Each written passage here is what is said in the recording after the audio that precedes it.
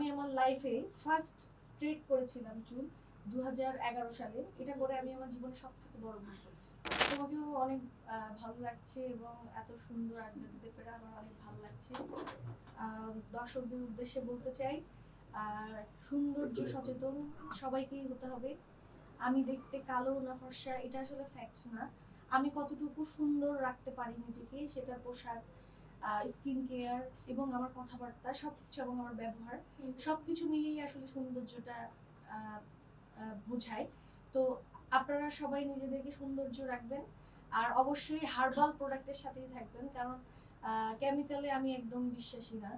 আর আজকে যেহেতু আছি মমতাজ প্রোগ্রামে, সো সবাইকে ওয়েলকাম করছি। প্রোডাক্টগুলো অনেক ভালো, হার্বাল প্রোডাক্ট, আপনারা ইউজ করতে পারেন, অবশ্যই ভালো রেজাল্ট পাবেন।